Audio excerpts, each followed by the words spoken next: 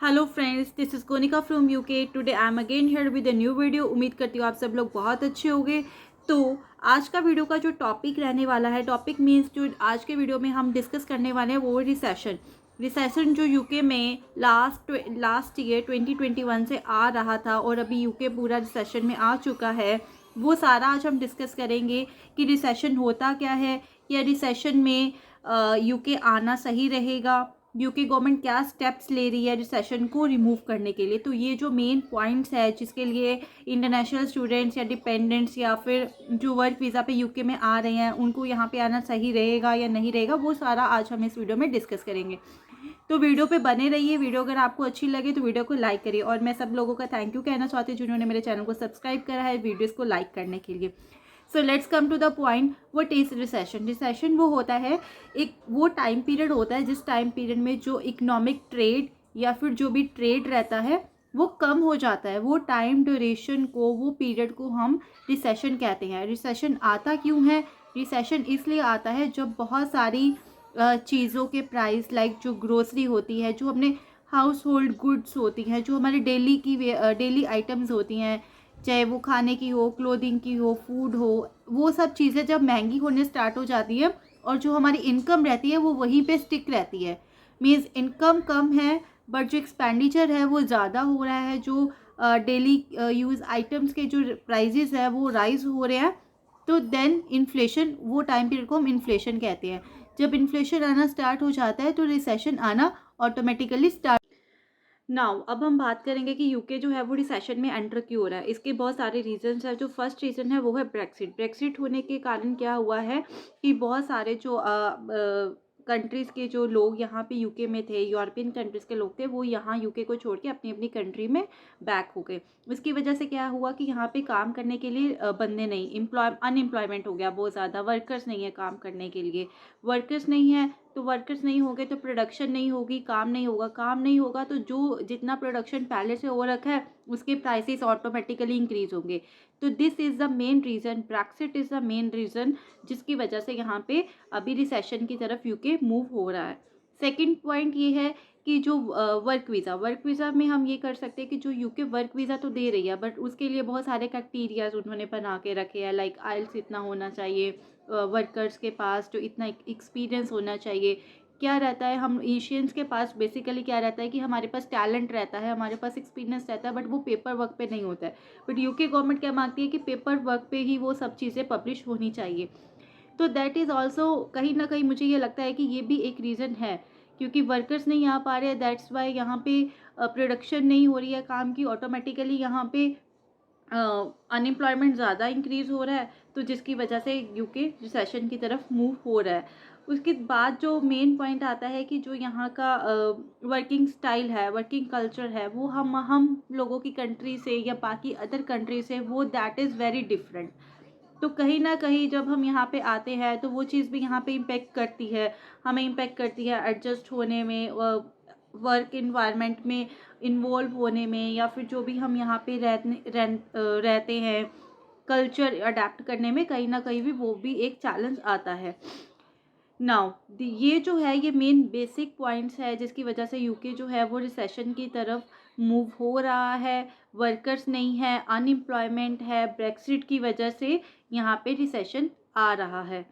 Now the third point is कि recession के time पे हमें यूके में एंटर होना चाहिए एज अ इंटरनेशनल स्टूडेंट या फिर एज अ वर्क वीज़ा पे। अगर हम वर्क वीज़ा लेके यूके में एंटर होते होते हैं तो उसके आगे के क्या प्लान्स है, हमें पीआर मिलेगा नहीं मिलेगा, क्या इसका इम्पैक्ट, रिसेशन का इम्पैक्ट हमारे ऊपर पड़ेगा, वेजेस के ऊपर इम्पैक्ट पड़ेगा, जॉब्स के ऊपर इम्पैक्ट पड़ेगा या नहीं पड़ेगा, या बहुत सारे जो स्मॉल स्केल बिजनेसेस है, लाइक जो छोटे रेस्टोरेंट्स हैं, बहुत सारे बैंक्स जो है वो शट डाउन हो गए, ब्रांचेस। अभी मैं कल ही एक न्यूज़पेपर में रीड करी थी कि बैंक ऑफ स्कॉटलैंड ने अपने 43 ब्रांचेस जो सिर्फ उसकी ग्लासगो में हैं वो उसे शट डाउन करने का मतलब एक नोटिस अभी जारी करा है। तो बहुत सारे यहाँ पे जो है जिसकी वजह से काम भी कम हो रहा है। लाइक एक तरह से अगर बात की जाए, यहाँ पे वर्कर्स नहीं है, अनएम्प्लॉयमेंट नहीं है, जिसका इम्पैक्ट ये हो रहा है कि जो बिजनेस जो है यहाँ पे स्मॉल स्केल बिजनेस है वो लोग शट डाउन कर रहे हैं। तो इसका एक बहुत ही बड़ा इम्पैक्ट पड़ रहा है रिसेशन के ऊपर, जिसकी वजह से यूके रिसेशन में मूव हो रहा है। That is a main point. But जो हमारा ये टॉपिक है कि एज ए इंटरनेशनल स्टूडेंट हमें यूके में एंटर होना चाहिए या नहीं होना चाहिए, तो इसमें कोई भी दो राय नहीं है। हम as a international student UK आ सकते हैं, हम स्टडीज़ करने के लिए आ सकते हैं। बट इसका एक मेन जो ड्रॉबैक मैंने ये ऑब्ज़र्व करा है कि लास्ट ईयर के कंपैरेटिवली अभी इस साल में जो फीसिस है वो 2 से 3 लाख तक बढ़ चुकी है। अगर लास्ट ईयर की बिज़नेस मैनेजमेंट का कोर्स की अगर फ़ीस जो है वो 14 से 15 लाख है, तो वो इस बार बढ़ कर के 16 से 17 लाख तक हो चुकी है। तो ये चीज़ें यहाँ पे महंगाई का वो जो दौर है वो स्टार्ट हो चुका है कि आने वाले टाइम में जैसे इंडिया में महंगाई हो रखी है, तो यूके में भी महंगाई जो है वो बहुत ज़्यादा बढ़ने लग गई है। इसके रीज़न्स जस्ट रिसेशन है, अनएम्प्लॉयमेंट है, प्रोडक्शन नहीं हो रही है, तो जिसकी वजह से ये सब चीज़ें इंक्रीज़ हो रही है। जैसे फ्यूल है वो बहुत ज़्यादा कॉस्टली हो गया यहाँ पे।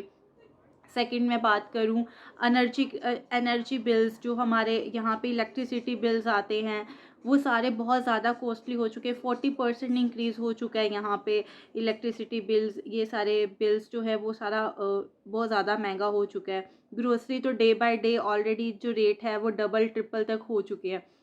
तो ये जो है हमें ये माइंडसेट करके आना पड़ेगा कि अगर हम यहाँ पे जितना अर्न कर रहे हैं तो उतना यहाँ पे खर्चा भी हो रहा है। पहले क्या था, अगर हम अर्न ज़्यादा करते थे यहाँ पे तो उस हिसाब से हमारे यहाँ पे खर्चे नहीं होते थे। UK government doing to deal with the recession, UK government के क्या प्लान्स है, कैसे वो प्लान आउट कर रही है ये रिसेशन से बाहर आने के लिए, या रिसेशन में प्रॉपरली जिस तरीके से हर चीज़ इम्पैक्ट हो रहा है, बिजनेस इम्पैक्ट हो रहा है, ये जो वर्कर्स का जॉब्स इम्पैक्ट हो रही हैं, एनर्जी क्राइसिस जो ग्रोसरी का जो रेट्स बढ़ रहे हैं, वो सब चीज़ें जो इम्पैक्ट हो रही है, उसके साथ जो फ्यूल्स है उसका रेट जो बहुत ज़्यादा बढ़ चुका है, उसके लिए गवर्नमेंट के क्या प्लान्स हैं। तो फर्स्ट ऑफ ऑल जो गवर्नमेंट का प्लान है वो है उनके लिए जो नंबर ऑफ़ जॉब्स इंक्रीज़ करना, जॉब इंक्रीज़ करने के साथ साथ नंबर ऑफ़ वर्कर्स इंक्रीज़ करना।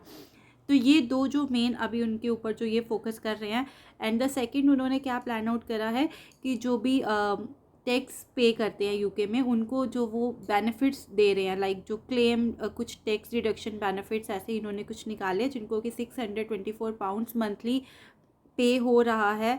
मतलब यूके गवर्नमेंट की तरफ से उनके अकाउंट में 624 पाउंड्स हर मंथ क्रेडिट किए जाते हैं, जो कि बहुत टाइम से टैक्स पे करते आए हैं और जो यहाँ पे परमानेंट रेजिडेंट्स है सिर्फ उनको हो रहा है। तो टैक्स यहाँ पे करना जो है वो बहुत ही ज़्यादा इम्पॉर्टेंट है। अगर आप कोई भी जॉब ऐसी कर रहे हो, एनी कॉन्ट्रैक्ट पे जॉब कर रहे हो और आपका जो इनकम है 1200 समथिंग पाउंड कुछ है, उससे ज़्यादा है मंथली, तो आप अपना टैक्स ज़रूर डिडक्ट कराइए। वो ऑटोमेटिकली आपका एम्प्लॉयर जो है वो टैक्स पे करता है और जो आपकी सैलरी से भी कट डाउन होता है। उनको ये सब बेनिफिट्स मिल रहे हैं, जिससे कि और जो नर्सिस हैं मेडिकल हेल्थ केयर सेक्टर में उनका पे इंक्रीज़ करा गया है, रेलवे वालों का पे इंक्रीज़ करा गया है यहाँ पे। तो ये सब स्कीम्स जो है वो गवर्नमेंट अभी यहाँ पे इंट्रोड्यूस कर रही हैं, जिससे कि उनका जो पे रेट है वो इंक्रीज़ हो। हेल्थ केयर सेक्टर में जो काम करे, एज ए केयर असिस्टेंट काम करे, उनका भी अभी प्रपोजल है गवर्नमेंट उधर पार्लियामेंट में, उसका भी पे जो इनका यूनियन है उन्होंने डिमांड करा है, इन डिमांड में है कि उनका भी जो पे इंक्रीज़ करा जाए। तो अभी ये सब चीज़ें जो है, बिकॉज अगर हमारे खर्चे हो रहे हैं यहाँ पे ज़्यादा, अगर हर चीज़ के प्राइसेस इंक्रीज़ हो गए, क्योंकि जो एक बार प्राइस बढ़ जाता है उसका कभी भी प्राइस कम नहीं होता, तो पे ऑटोमेटिकली इसका इंक्रीज़ होना बनता है। तो इसलिए वो बहुत सब सेक्टर्स के पे इंक्रीज़ हो चुके हैं और कुछ सेक्टर्स के जो है वो पे इन पार्लियामेंट में है प्रपोजल है, उनका इंक्रीज़ हो सकता है।